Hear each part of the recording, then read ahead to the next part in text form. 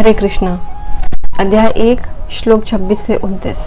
इन श्लोकों में बताया जा रहा है कि अर्जुन ने वहां पर दोनों पक्षों की सेनाओं के मध्य में अपने चाचा, पितामहों, गुरुजनों, मित्रों, मामाओं, भाइयों, पुत्रों, पौत्रों, ससुर और शुभ चिंतकों को भी देखा, जिसकी वजह से अर्जुन करुणा से अभिभूत हो गए और भगवान कृष्ण से बोले, इस प्रकार युद्ध की इच्छा रखने वाले बंदियों को अपने समक्ष उपस्थित देख मेरे शरीर के अंग कांप रहे हैं और मेरा कंठ सूखा जा रहा है, मेरे रोंगटे खड़े हो रहे हैं तथा मेरा गांडीव धनुष मेरे हाथ से सरक रहा है और मेरी त्वचा जल रही है।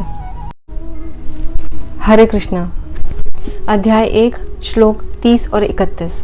इन दोनों श्लोकों में अर्जुन भगवान कृष्ण से बोल रहे हैं, मैं यहाँ अब और अधिक खड़ा रहने में असमर्थ हूँ, मैं अपने आप को भूल रहा हूँ तथा मेरा सर चकरा रहा है। हे कृष्ण, मुझे तो केवल अमंगल के कारण ही दिख रहे हैं। इस युद्ध में अपने ही स्वजनों का वध करके ना तो इसमें मुझे कोई अच्छाई दिख रही है और ना मैं इससे ना किसी प्रकार की विजय, राज्य या सुख की इच्छा रखता हूँ। हरे कृष्णा। अध्याय 1 श्लोक 32 से 35। इन 4 श्लोकों में अर्जुन भगवान कृष्ण से बोल रहे हैं, हे गोविंद, हमें राज्य, विजय तथा सुख से क्या लाभ होगा, क्योंकि जिन सारे लोगों को जिन्हें हम चाहते हैं वह सभी इस युद्ध भूमि में खड़े हैं।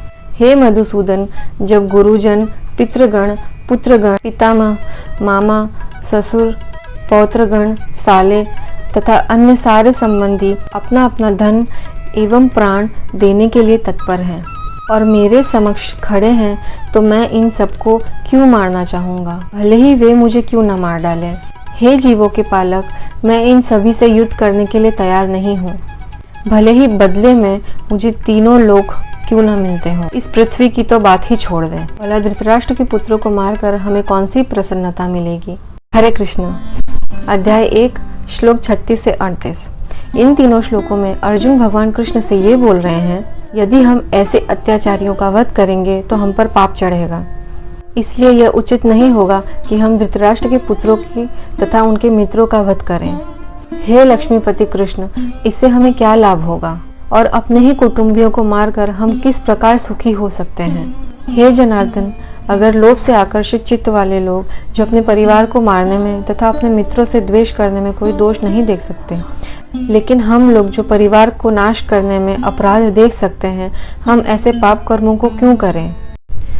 हरे कृष्ण। प्रथम अध्याय श्लोक 39 से 41।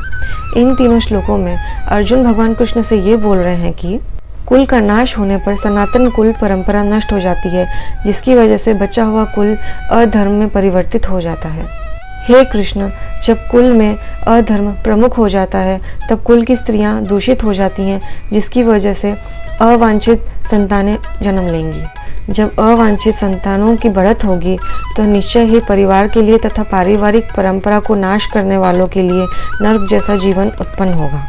ऐसे अपवित्र कुलों के पुरखे गिर जाते हैं, क्योंकि उन्हें जल तथा पिंड देने की क्रियाएं समाप्त हो जाती हैं। हरे कृष्ण। प्रथम अध्याय श्लोक 42 से 44।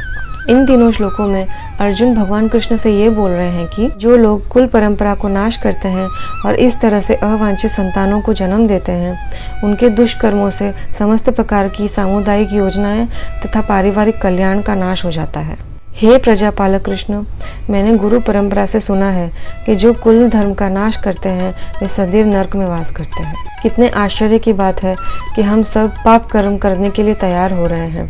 राज्य सुख भोगने की इच्छा से प्रेरित होकर हम अपने ही संबंधियों को मारने पर तुले हुए हैं। हरे कृष्ण। प्रथम अध्याय श्लोक 45 और 46।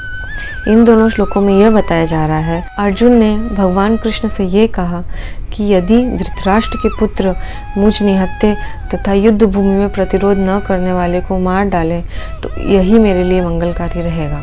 इसके बाद संजय ने राजा धृतराष्ट्र से कहा कि युद्ध भूमि में अर्जुन ने यह कहकर अपना धनुष और बाण एक और रख दिया और शोक चित्त से रथ के आसन पर बैठ गए। हरे कृष्ण। प्रथम अध्याय श्लोक 45 और 46। इन दोनों श्लोकों में यह बताया जा रहा है, अर्जुन ने भगवान कृष्ण से ये कहा कि यदि धृतराष्ट्र के पुत्र मुझ निहत्थे तथा युद्ध भूमि में प्रतिरोध न करने वाले को मार डालें तो यही मेरे लिए मंगलकारी रहेगा। इसके बाद संजय ने राजा धृतराष्ट्र से कहा कि युद्ध भूमि में अर्जुन ने यह कहकर अपना धनुष और बाण एक और रख दिया और शोकचित्त से रथ के आसन पर बैठ गए।